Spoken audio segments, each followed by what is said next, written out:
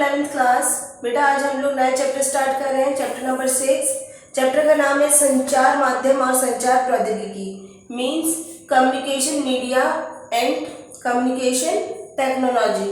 बच्चों सिंपल सी बात है कि संचार होता क्या है। संचार का मीन्स होता है कि जैसे मैं बोल रही हूँ, आप लोग सुन रहे हो और देख रहे हो, ये भी एक तरह का कम्युनिकेशन है।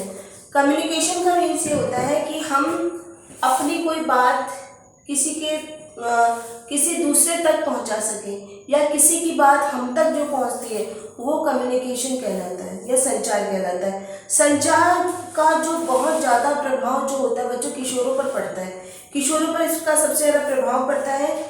किशोर मतलब हमारे जीवन में अगर हम लोग डेली की लाइफ में देखें तो हमारे जीवन की गुणवत्ता मतलब उसकी क्वालिटी को बढ़ाने में संचार का एक बहुत बड़ा योगदान है। संचार नहीं होता तो सोचो क्या आप और मैं कोई बात समझ पाते या सुन पाते या कह पाते, किसी भी तरह का हमारा कोई डेवलपमेंट ही नहीं होता। संचार बहुत ज़्यादा ज़रूरी है हमारी लाइफ में। बच्चों संचार और संचार प्रौद्योगिकी का मीन्स क्या होता है, मतलब कि ये कम्युनिकेशन मीडिया और कम्युनिकेशन टेक्नोलॉजी होती क्या है। एक्चुअली में हमारे जीवन के लिए धरती पर हम लोग जीवित हैं, इसके लिए कम्युनिकेशन बहुत ही ज़्यादा अति आवश्यक है। मीन्स इसका मतलब ये होता है कि जब से हमारा जब से हमारा जीवन स्टार्ट हुआ है तब से संचार भी है। बिना कम्युनिकेशन के कोई भी आपस में अपना ज्ञान हम लोग एक से दूसरे तक नहीं पहुंचा सकते, ना किसी के बारे में कुछ समझ सकते। चाहे से वो जब से बच्चों जो कुछ भी है, चाहे से वो जानवर हो, इंसान हो, पक्षी हो, सब लोग संचार के माध्यम से एक दूसरे से बात करते हैं। तो बच्चों संचार जो है यहाँ पर अगर हम देखें तो कम्युनिकेशन में सबसे ज़्यादा चेंजेस होते रहते हैं।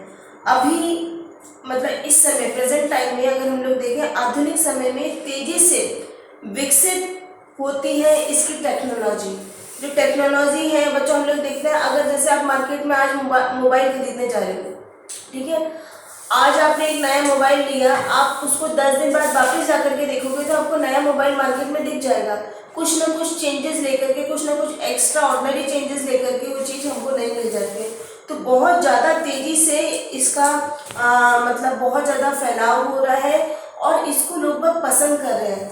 एक्चुअली में संचार की बहुत सारी विधियां हैं और उपकरण हैं, मीन्स कई तरह के इक्विपमेंट्स हैं जो हम लोग इसके लिए यूज़ करते हैं।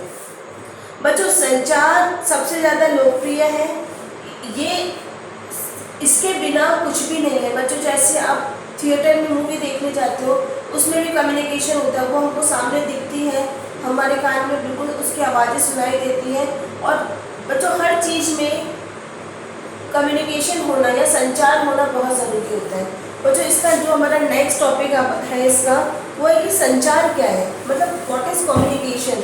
कम्युनिकेशन का मीन्स होता है कि बच्चों संचार किसी भी कंडीशन पर, किसी भी परिस्थिति पर उसको सोचने मतलब उसके बारे में सोचना, चिंतन करना, विचार करना और उसको देखना मतलब किसी भी चीज़ को, जैसे कि बाहर एकदम से कोई आवाज़ आई आपको, तब तुरंत जाकर के देखोगे कि आवाज़ सुनी, फिर हमने अवलोकन करा, उस चीज़ को देखा और उस चीज़ को समझा कि किस चीज़ की आवाज़ थी, ठीक है।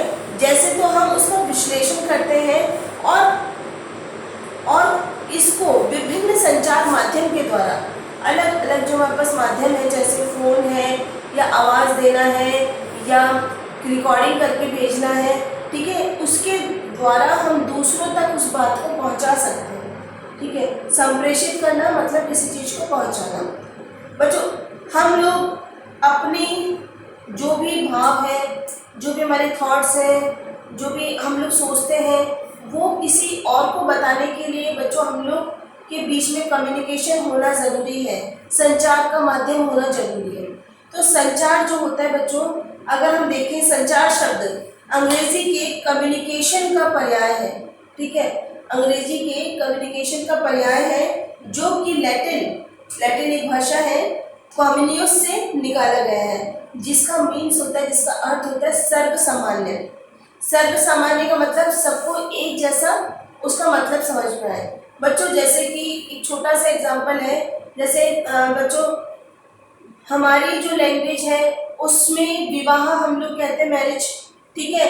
वही वो अगर हम लोग साउथ में चले जाए तो उसको मंगलम कहते हैं वो लोग, ठीक है। तो ये कहने का मतलब होता सबका मीन्स शादी है, लेकिन कहने के जो वर्ड्स हैं वो अलग हो सकते हैं, लेकिन जो समझने का जो ढंग है वो सबके लिए सामान्य होना चाहिए, ठीक है।